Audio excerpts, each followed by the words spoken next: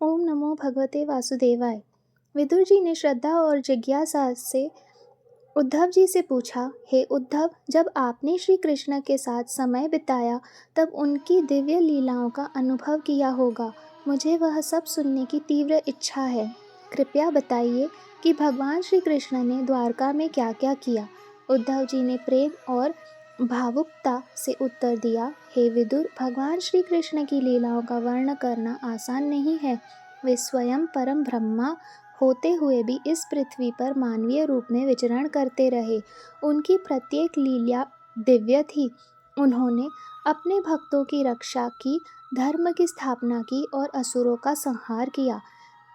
फिर वे भावुक होकर बोले, जब भगवान ने देखा कि उनका कार्य पूर्ण हो गया है और इस लोक में रहने का समय समाप्त हो रहा है, तब उन्होंने अपने लोक लौटने की इच्छा प्रकट की। द्वारका में उन्होंने अंतिम समय तक धर्म की मर्यादा स्थापित की और फिर अपने धाम पधारे। विदुर जी यह सुनकर भाव विभोर हो गए। उनका मन भगवान श्री कृष्ण की लीलाओं को सुनकर प्रेम और भक्ति से भर उठा। विदुर जी के सामने उद्धव जी श्री कृष्ण के चरण कमलों की मधुर स्मृति में डूबे हुए थे। भक्ति और प्रेम की तीव्रता से उनकी आंखों से अश्रुधारा बहने लगी और कुछ समय तक वे मौन ही रहे। उनके शरीर में रोमांच हो आया, हृदय श्री कृष्ण की अनुपस्थिति से व्याकुल हो उठा। विदुर जी यह देख उद्धव जी के प्रति कृतज्ञता से भर गए और उन्हें सांत्वना देने लगे। कुछ क्षणों बाद जब उद्धव जी ने स्वयं को संभाला तो वे गहरी सांस लेते हुए बोले, विदुर जी, श्री कृष्ण रूपी सूर्य अस्त हो चुके हैं और अब इस धरती पर अंधकार छा गया है। वे हमें छोड़कर चले गए। अब मुझे नहीं पता कि उनकी अनुपस्थिति में इस संसार का क्या होगा। कहते कहते वे फिर अश्रुपूरित हो उठे और बोले, ओह, ये मनुष्य लोग कितना अभागा है। यहाँ के लोग श्री कृष्ण के साथ रहकर भी उन्हें पहचान नहीं सके। जैसे समुद्र में रहने वाली मछलियाँ कभी समुद्र की गहराई नहीं माप सकती, वैसे ही लोगों ने श्री कृष्ण के दिव्य स्वरूप को नहीं समझा। विदुर जी ध्यान से सुन रहे थे और उद्धव जी की पीड़ा उनकी आंखों में भी उतर आई थी। उद्धव जी ने आगे कहा, यादवों ने तो श्री कृष्ण के साथ रहते हुए भी उन्हें नहीं पहचाना। वे आपस में मतभेद करते रहे, द्वेष रखते रहे और अंततः विनाश के मार्ग पर चल पड़े। परंतु जो महापुरुष थे, जिन्हें श्री कृष्ण के वास्तविक स्वरूप का ज्ञान था, वे कभी मोहग्रस्त नहीं हुए। फिर उद्धव जी थोड़ा रुककर बोले, यह संसार कितना विचित्र है। जो लोग कभी तप त्याग नहीं करते थे, जिन्हें श्री कृष्ण के दर्शन का कोई अधिकार नहीं था, उन्हें भी यह सौभाग्य मिला। परंतु अब जब वे हमारे बीच नहीं हैं, तब यह संसार कितना रिक्त लग रहा है। इतना कहकर उद्धव जी फिर मौन हो गए और विदुर जी भी गहरे विचारों में डूब गए। श्री कृष्ण की अनुपस्थिति दोनों के मन को भारी कर रही थी। उद्धव जी ने गहरी सांस लेते हुए कहा, हे विदुर जी, भगवान श्री कृष्ण की योग माया अद्भुत थी। उन्होंने अपनी दिव्य लीलाओं को प्रकट करने के लिए मानव रूप धारण किया, किंतु वे स्वयं परम ब्रह्मा थे। उनके श्री विग्रह की ऐसी शोभा थी कि जो भी उन्हें देखता वह मोहित हो जाता। वे आगे बोले, युधिष्ठिर के राजसूय यज्ञ में जब लोगों ने भगवान के न्यायप्रिय स्वरूप का दर्शन किया, तब त्रिलोक ने भी यह माना कि मानव रचित नीतियों की चरम सीमा श्री कृष्ण का आचरण है। उनकी लीलाओं में हास्य, विनोद, प्रेम और माधुर्य इस प्रकार समाया था कि जो भी उन्हें देखता वह सम्मोहित हो जाता। ब्रज की गोपियां तो उनकी छवि में इतनी रम गई थी कि वे तृण जैसी निर्जीव वस्तुओं तक को भूल जाती और बस उनके स्मरण में लीन रहती। इतना कहते कहते उद्धव जी का स्वर भारी हो गया। वे क्षण भर रुके और फिर बोले, हे विदुर, भगवान ने अपने शांत रूप से भक्तों को सुख दिया, पर जब घोर असुर अत्याचार करने लगे, तब वे करुणा निधान बनकर उनके संहार के लिए प्रकट हुए। विदुर जी मौन होकर सुन रहे थे।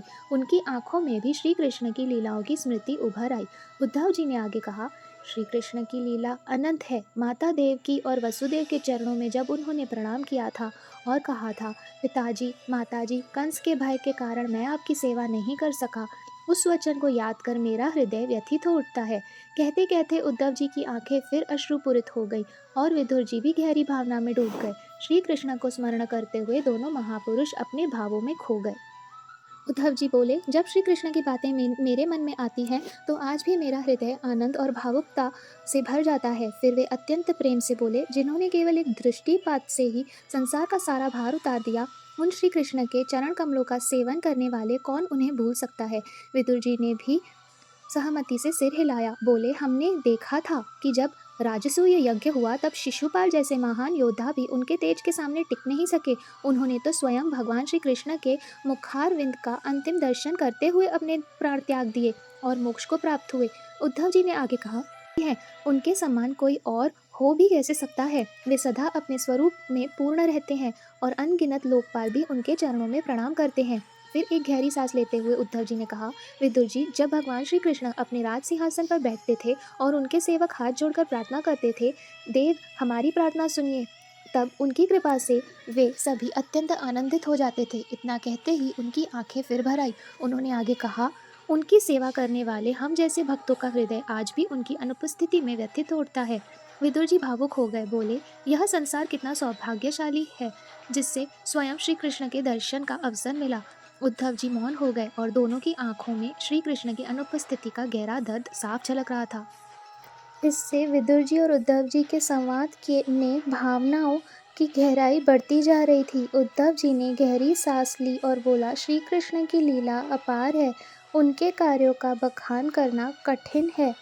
फिर वे कहने लगे, क्या तुमने वह घटना सुनी है जब पापिनी पूतना अपने स्तनों में हलाहल विष लगाकर श्री कृष्ण को मारने आई थी, लेकिन हमारे प्रभु ने उसे अपने परम धाम भेज दिया क्योंकि उन्होंने उसे माता के समान माना। विदुर जी के नेत्रों में आश्चर्य झलकने लगा। उद्धव जी ने आगे कहा, कालिया नाग की कथा भी तो अद्भुत है। वह नाग यमुना के जल में विष फैलाकर सब जीवों को संकट में डाल रहा था। जब ग्वाल बालों को इस विष का प्रभाव हुआ तो श्री कृष्ण ने तत्काल जल में प्रवेश किया। विदुर जी चकित होकर बोले, फिर क्या हुआ उद्धव जी? उद्धव जी ने हंसते हुए कहा, फिर क्या, भगवान श्री कृष्ण ने अपने कोमल चरणों से उस नाग के फणों पर नृत्य किया जिससे कालिया पराजित हुआ और उसने श्री कृष्ण के चरणों में शरण ले ली। तब प्रभु ने उससे जल छोड़कर अन्यत्र जाने की आज्ञा दी। विदुर जी भावुक होकर बोले, आहा, कितना सौभाग्यशाली था वह कालिया जिससे श्री कृष्ण के चरणों का स्पर्श प्राप्त हुआ। दोनों भक्त श्री कृष्ण की महिमा का गुणगान करते रहे और वातावरण भक्ति और प्रेम से भर उठा। और उद्धव जी की वार्ता निरंतर गहरी होती जा रही थी। श्री कृष्ण की अद्भुत लीलाओं को स्मरण करते हुए उद्धव जी भाव विभोर हो उठे। विदुर जी, उन्होंने कहा, श्री कृष्ण केवल इस पृथ्वी पर धर्म की स्थापना के लिए नहीं आए थे, बल्कि उन्होंने प्रत्येक जीव के हृदय में प्रेम और भक्ति का संचार किया। विदुर जी ने श्रद्धा से उत्तर दिया, उद्धव जी, मैं उनके प्रत्येक कार्य के पीछे छिपे गूढ़ रहस्य को समझना चाहता हूँ। उनके दर्शन मात्र से जीवों का कल्याण हो जाता है। उद्धव जी ने आगे कहा, भगवान श्री कृष्ण ने केवल मनुष्यों को नहीं बल्कि देवताओं को, पशु पक्षियों, वृक्षों और पर्वतों को भी अपने प्रेम से तृप्त किया। वे ब्रह्मांड के एकमात्र स्वामी हैं, फिर भी अपने भक्तों के लिए सदा सुलभ रहते हैं। विदुर जी गहरी भावना में डूब गए। उन्होंने हाथ जोड़कर कहा, श्री कृष्ण की कथाएं सुनकर मन ऐसा विभोर हो जाता है कि संसार का मोह स्वतः समाप्त हो जाता है। यह कहते हुए दोनों श्री कृष्ण के अद्भुत चरित्र पर चर्चा करते रहे और वातावरण प्रेम और भक्ति की सुगंध से भर उठा।